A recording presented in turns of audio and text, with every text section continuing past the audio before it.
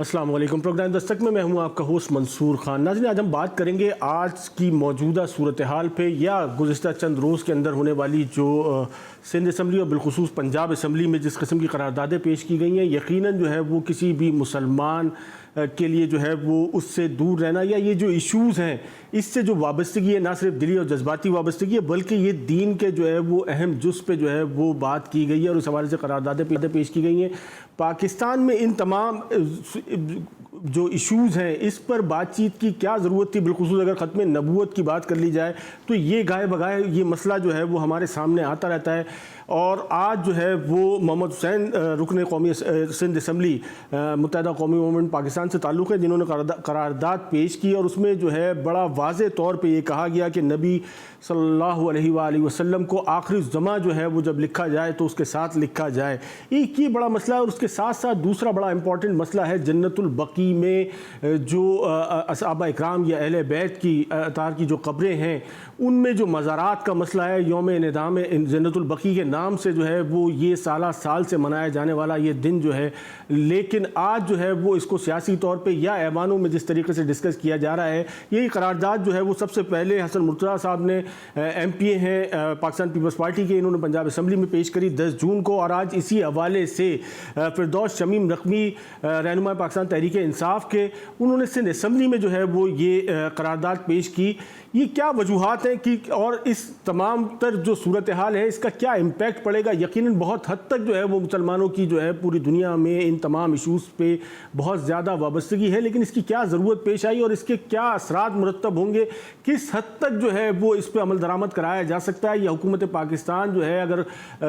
جنت البقیع کے حوالے سے بات کر لی جائے تو حکومت پاکستان کس حد تک جو ہے وہ سعودی گورنمنٹ پر اثر انداز ہو سکتی ہے، یا جو ہے وہ اس حوالے سے مزید بات چیت کو آگے بڑھایا جا سکتا ہے؟ ڈائیلاگز میں کیا ہو سکتا ہے؟ اسی پہ ہم بات کریں گے۔ اس سے پہلے اسی جو معاملات ہیں اسی ایشو پر جو ہے وہ ایک مختصر سا پیکیج ہے، ہم پیکیج آپ کو دکھاتے ہیں، اس کے بعد جو ہے وہ اپنے پینلسٹ کی طرف چلتے ہیں۔ جی ناظرین، پیکیج آپ نے ملاحظہ فرمایا، اس میں یقیناً کوئی ایسی چیز نہیں ہے کہ جس سے کسی بھی مسلمان کو جو ہے وہ بالخصوص جو ہے وہ کسی بھی قسم کی کوئی عداوت ہو یا کوئی پریشانی ہو، لیکن یہ وہ تمام ایشوز جو ہیں جو سالہ سال سے چلے آ رہے ہیں۔ بالخصوص اگر ختم نبوت کی بات کر لی جائے تو یقیناً ایسے کچھ حالات ہیں کہ جس کی بنیاد پہ یہ ایشو جو ہے ہم دیکھتے ہیں کہ گائے بگائے ہمارے سامنے آتا رہتا ہے، اور اگر اس کی جو ہے وہ تشفی اس طرح ہو سکتی ہے کہ خاتم النبی نبی آخر الزماں صلی اللہ علیہ وآلہ وسلم کو مکمل طور پر لکھا جائے اور بولا جائے، تو یقیناً اگر اس چیز سے بہتری آ سکتی ہے کسی نظام میں تو اس میں کوئی شک نہیں ہے کہ اس کو جو سلسلے کو جو ہے وہ آگے بڑھاتے ہوئے اس پہ عمل درآمد کو یقینی بنایا جائے۔ اس کے ساتھ ساتھ جنت البقیع کی اگر بات کر لی جائے تو شایانہ شان جس روزے کی بات کی گئی ہے فردوس شمیم نقوی صاحب کی جانب سے، یقیناً جو ہے وہ ایک اس کی بہت زیادہ ضرورت بھی ہے، اور پوری دنیا کے مسلمانوں کی ایک دلی اور ایک روحانی وابستگی جو ہے جنت البقیع کے ساتھ ہے، جہاں مختلف قسم کی ریسٹرکشن جو ہے وہ نظر آتی ہیں جب آپ وہاں جاتے ہیں۔ اسی پہ بات کرنے کے لیے ہمارے ساتھ موجود ہیں اپوزیشن لیڈر ہیں پاکستان تحریک انصاف سندھ کے فردوس شمیم نقوی صاحب، حسن مرتضیٰ صاحب ہمارے ساتھ موجود ہوں گے، رہنما پاکستان پیپلز پارٹی کے پنجاب اسمبلی سے ہمارے ساتھ موجود ہوں گے، اور ان کے ساتھ ساتھ ہمارے ساتھ موجود ہیں رہنما گرینڈ ڈیموکریٹک الائنس کی نصرت سحر عباسی صاحبہ۔ سب سے پہلے فردوس شمیم نقوی صاحب کی طرف چلتے ہیں۔ نقوی صاحب،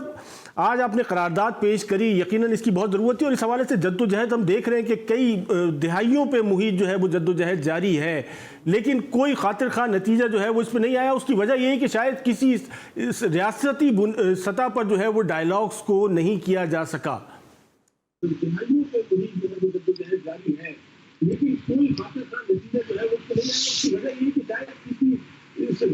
نقوی صاحب کو آواز نہیں آ رہی ہے شاید ہماری۔ نقوی صاحب، آپ کو آواز آ رہی ہے؟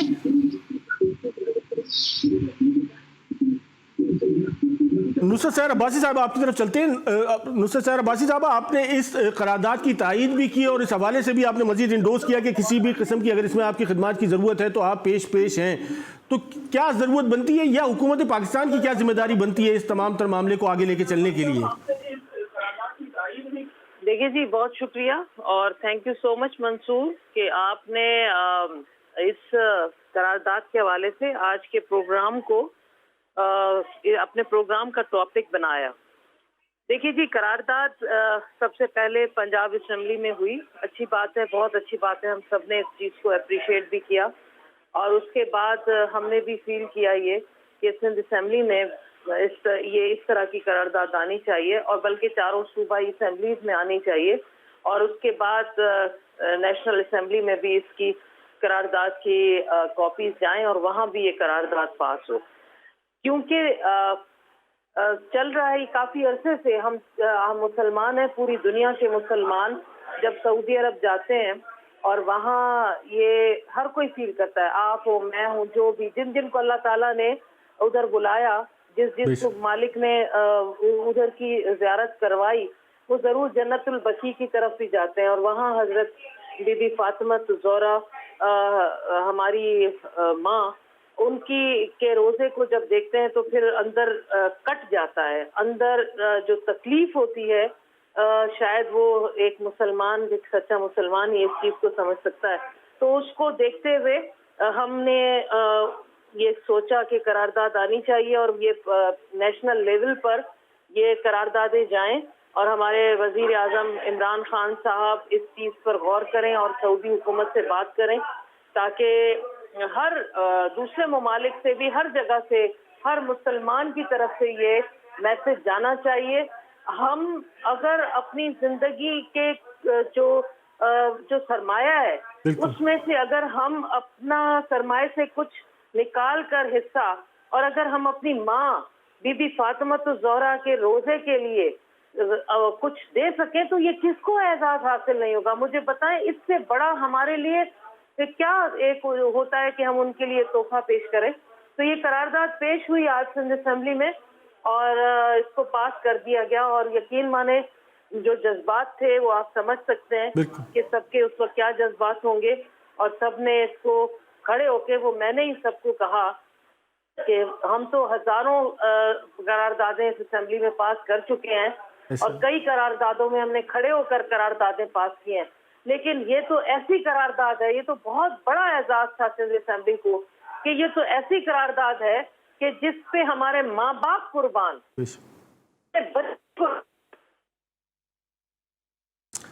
حسن مرتضیٰ صاحب، آپ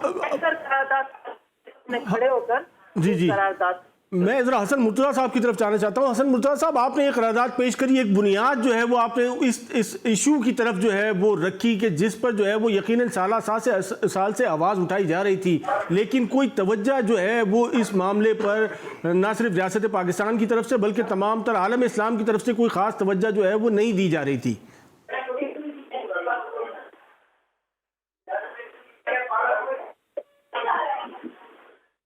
حسن مرتضیٰ صاحب، آپ کو میری آواز آ رہی ہے؟ آواز کٹ رہی تھی، ذرا اگر دوبارہ کر دیں، ریپیٹ کر دیں کوشچن.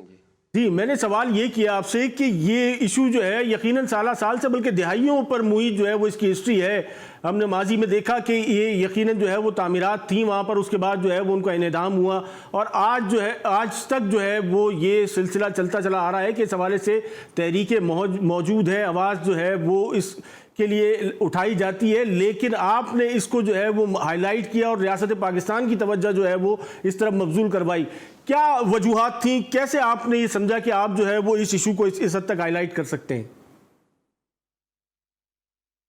بہت شکریہ جی، میں شکر گزار ہوں آپ کا کہ آپ نے اس ایشو کو اتنی اہمیت دی کہ اس پہ پروگرام کرنے کی ضرورت محسوس ہوئی. میں عقیدتاً ایک مسلمان ہوں اور اپنے نبی کریم اور صلی اللہ علیہ وآلہ وسلم اور ان کے گھرانے سے عقیدت رکھتا ہوں، محبت کرتا ہوں، اور یہ میری محبت ہے کہ میں نے اس ایشو کو ریز کیا،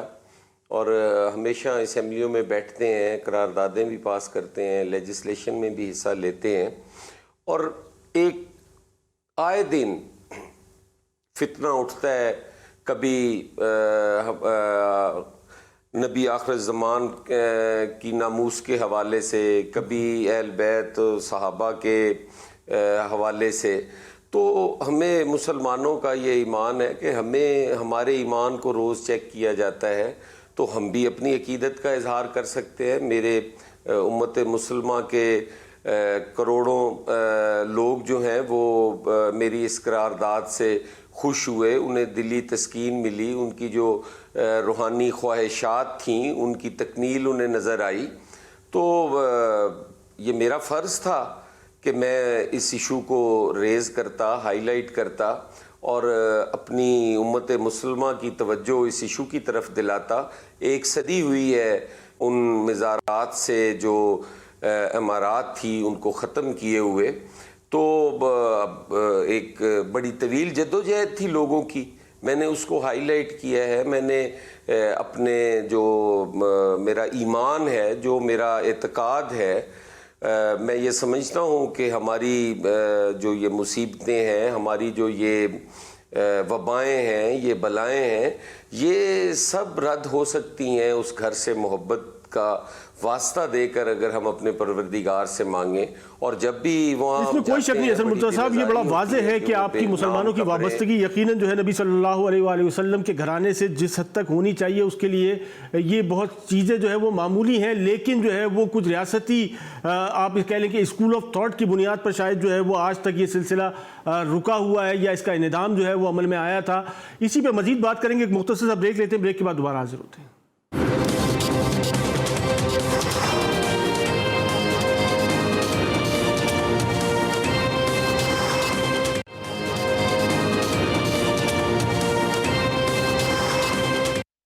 ویلکم بیک ناظرین، ہم ذکر کر رہے تھے آج جو سندھ اسمبلی میں قرارداد پیش کی گئی نظام جنت البقیع کے حوالے سے، یا تعمیرات جو ہے بی بی فاطمۃ الزہرا سلام اللہ علیہ کے روزے کے حوالے سے، یا جنت البقیع کے اندر یقیناً جو ہے وہ دیگر صحابہ اکرام اور اہل بیت کی ایسی جو ہے وہ قبور موجود ہیں کہ جس پہ جو ہے وہ یقیناً مسلمانوں کی وابستگی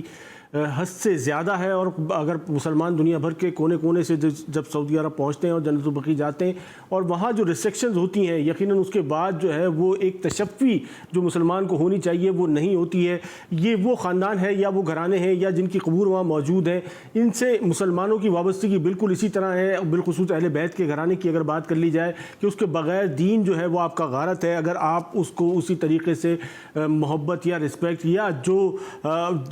درجات ہیں اس طریقے سے نہیں دیا جاتا۔ اور اس پہ امت مسلمہ جو ہے وہ مکمل طور پہ کنونس ہے، یہاں کسی قسم کی کوئی تفریق نہیں ہے۔ لیکن اس کے بعد اسکول آف تھاٹس کی بنیاد پر جو ہے وہ مختلف ریسٹرکشن ہم نے دیکھی۔ ماضی میں 18ویں صدی کی ابتدا میں ہم نے دیکھا کہ اس کا انہدام کیا گیا۔ ابھی حالیہ دنوں میں بھی ایک ایسا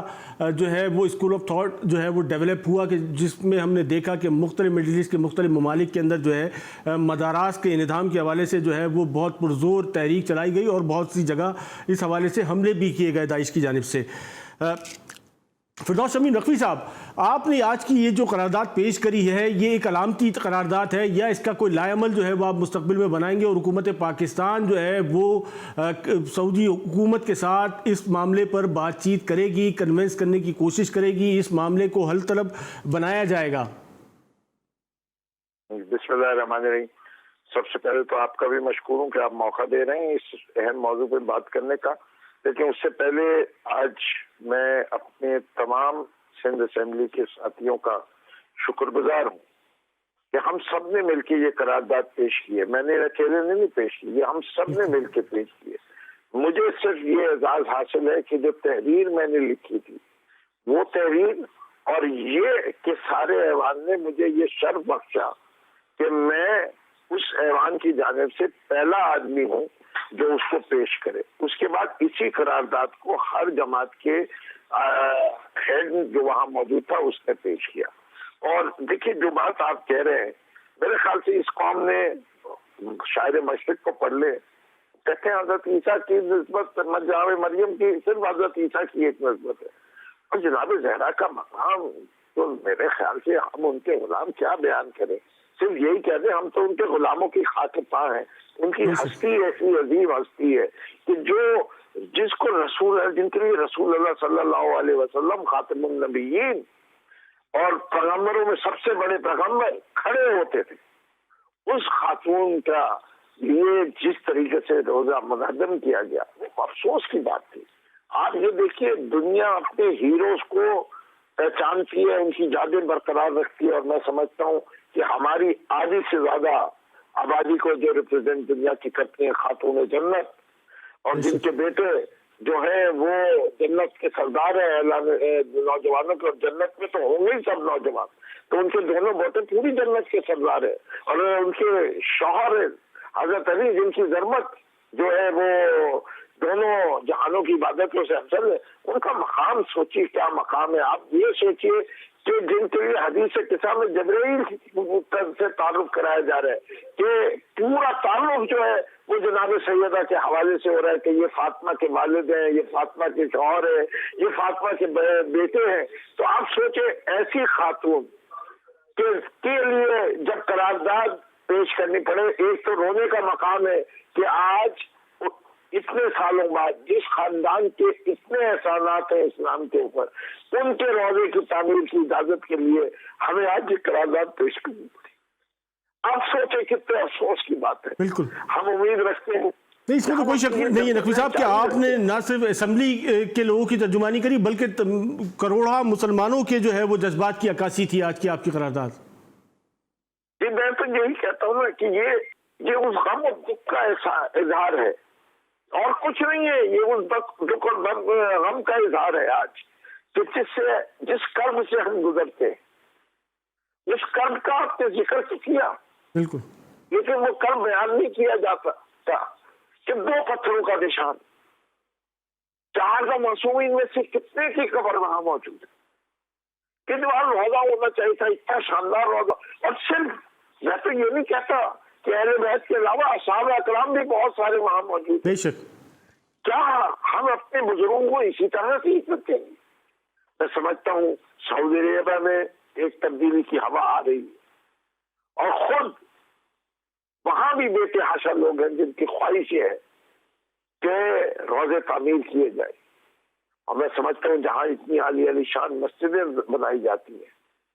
ये निशान है जो आपको इबादत और असल दीन की तरफ लेके जाते हैं। इससे इन्हीं का अमल था जिससे इस्लाम बचा हुआ है। अगर इनकी औलाद ने कुर्बानी करबला में ना दी होती तो आज इस्लाम का नाम लेने वाला ना होता। नकवी साहब, ये इसको थोड़ा सा हाईलाइट कीजिएगा ना, ये तमाम जो करारदादें पेश की जाती हैं बड़ी तादाद में, उसकी तरह दाखिल रफ्तार की जाएगी या इस पर मजीद कोई आप लाए अमल है आगे हुकूमत को? क्योंकि यकीनन पाकिस्तान में रहने वाले मुसलमान, चाहे वो मेम्बरान खुद सूबाई और कौमी असम्बलीज हों, लेकिन उनकी वाबस्तगी यकीनन इसी तरीके से जैसे आपकी है मेरी है, तो इस मामले को मजीद परसू किया जाएगा? सर, मैं तो अपनी जानिब से करता रहूंगा और मुझे उम्मीद है कि मेरे साथ मेरे सारे लेजिस्लेटर जिन्होंने करारदाद पेश की है, हम खत भी लिखेंगे, हम हुकूमत से भी चाहेंगे, शाह महमूद कुरैशी साहब से कहेंगे कि वो हमारे जज्बात की अक्कासी करे और दुनिया के दूसरे प्लेटफॉर्म से भी बात करें कि मजहबी आज़ादी और उसका हक सबको है। और ये तो सिर्फ अकीदत का इजहार है। बिल्कुल, हमारा मतलब हम जाके वहाँ कोई वैसे इबादत नहीं करते, हम तो सिर्फ उनके वहाँ जाके उनको एक वसीला समझते, और ये वसीला जो है वो हम इसलिए समझते हैं कि आज की दुनिया में भी हर वक्त आप देखें हम वसीला ढूंढ रहे थे, ये तो खुदा के लिए रिश्ता ढूंढने के लिए वसीला हम ढूंढ रहे, हम अपनी आखिरत बनाने के लिए वसीला ढूंढ रहे,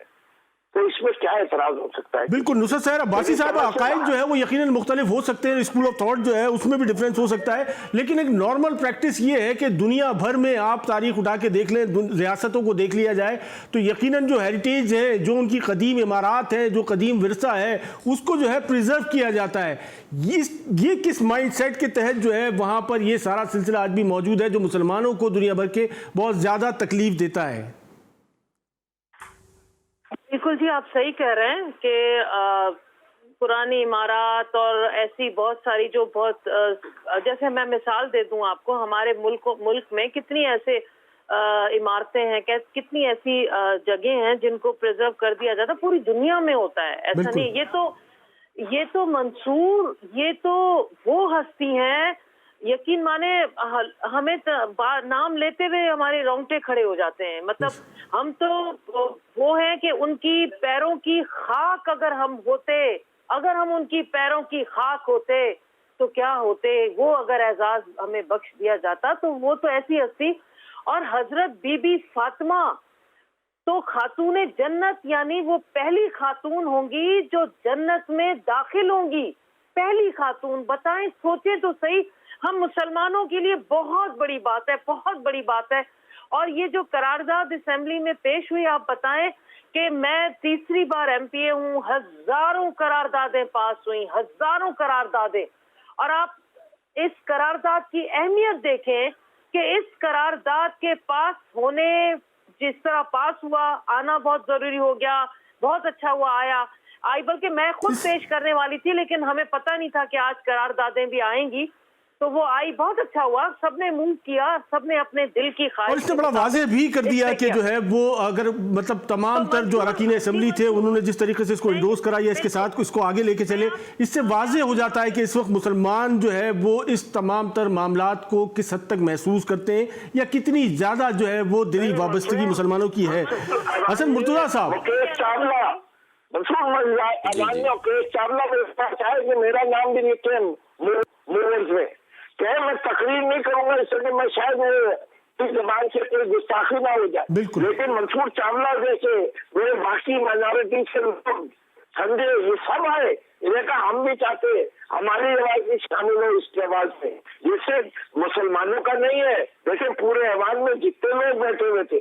اس میں مائنورٹیز کے بھی لوگ، بالکل ایسے ہی سب کی یہی خواہش تھی، تو میں سمجھتا ہوں آج ہمیں ان کو بھی اپریشیٹ کرنا چاہیے کہ سندھ اسمبلی کے ایوان میں minority members as well as the Muslim members, they all agreed that this is something which we unanimously want. حسن مرتضیٰ صاحب، یہ جو صورتحال ہے یقیناً سندھ اسمبلی کی طرف سے بھی موو ہوئی، آپ نے اس کو پہلے جو ہے وہ انیشیٹ کیا، تو کوئی کنسنسس کے ساتھ اس سلسلے کو لے کے آگے جانے کا کوئی لائے عمل جو ہے وہ تیار کیا جا رہا ہے، جا سکتا ہے؟ اس پہ آپ کا کیا مطلب کیا کس طریقے سے آپ اس کو آگے لے کے چلیں گے؟ دیکھیں میں تو سب سے پہلے میں یہاں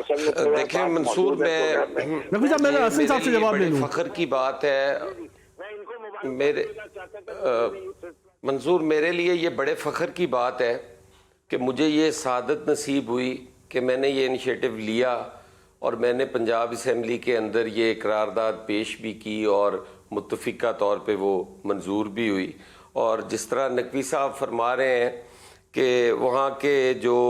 سندھ اسمبلی میں جو اقلیتی بھائی تھے ہمارے،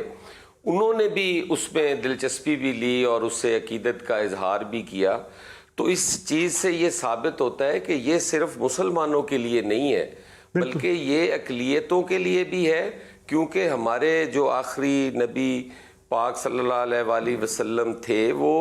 رحمت العالمین تھے، وہ پورے عالموں کے لیے، پوری دنیا کے لیے، ہر قوم کے لیے وہ رحمت تھے۔ ان کا جو رویہ کافروں کے ساتھ بھی تھا وہ بھی بڑا مخلص تھا اور بڑا ان کی جو سیرت تھی اس سے متاثر ہو کے لوگوں نے اسلام قبول کیا، اور یہ وہ چیزیں ہیں جو اس سے ہائی لائٹ ہو رہی ہیں، جو ہمارا وہ چہرہ تھا کہ مسلمان جو ہیں وہ دہشت گرد ہیں، یہ چیزیں اگر ہم ہائی لائٹ کریں گے، ہم ان کی طرف جائیں گے تو ہمارا وہ چہرہ بھی دنیا کے سامنے جو ہے وہ بہتر ہو کے پیش ہوگا۔ اور میں مبارکباد پیش کرتا ہوں سندھ اسمبلی کو کہ وہاں پہ انہوں نے متفقہ طور پر وہ قرارداد منظور کر کے بڑا یکجہتی کا ثبوت دیا ہے، اور آئندہ بھی آنے والے وقت میں انشاءاللہ تعالی ہماری جو کوششیں ہوں گی، ہم یہ نیشنل اسمبلی میں بھی اپنے جو پارٹیز ہیں اور اپنے جو دوست ہیں ان سے ریکویسٹ کریں گے، گزارش کریں گے کہ اس کو وہاں بھی متفقہ طور پہ پاس ہونا چاہیے، اور ہمارے جو سفارتی سطح پہ جو ہماری کوششیں ہیں اس کو بھی جو ہے وہ تیز کیے جانے کی ضرورت ہے۔ اس کے ساتھ فردوس شمیم نقوی صاحب، حسن مرتضیٰ صاحب، نصرت سحر عباسی صاحبہ، آپ تمام حضرات کا بہت شکریہ۔ اس میں کوئی شک نہیں ہے کہ بنیادی طور پہ ایک ہر مسلمان کی وابستگی، جو دلی وابستگی ہے جنت البقیع میں بالخصوص جو قبور ہیں ان سے، اس کے لیے جو ہے وہ یہ جو تحریک ہے اس میں مزید جو ہے وہ تقویت کی ضرورت ہے، اور اس تمام تر سلسلے کو جو ہے وہ آگے لے کے جانے کی ضرورت ہے۔ جہاں سفارتی سطح پر دیگر ایشوز پہ بات کی جا سکتی ہے تو یقیناً اس مسئلے کو بھی جو ہے وہ ٹیبل پہ لایا جا سکتا ہے۔ اس کے ساتھ ساتھ ہم ایک مختصر سا بریک لیں گے، اور بریک کے بعد جو ہے وہ ہم ڈسکس کریں گے آج پنجاب اسمبلی میں پیش ہونے والا جو بجٹ ہے اس پر بات کریں گے۔ ایک مختصر سے بریک کے بعد دوبارہ حاضر ہوتے ہیں۔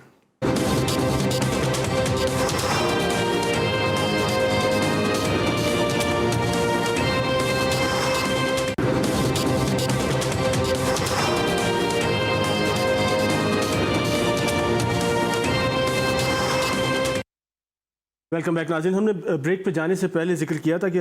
ब्रेक के बाद जो है वो आज पंजाब असम्बली में पेश होने वाले बजट का जो है वो हम जिक्र करेंगे। आज पंजाब असम्बली में 22 खरब 40 अरब रुपए का जो है वो बजट पेश किया गया, जिसमें से 14 जो खरब रुपए हैं वो कहा जाता है कि कौमी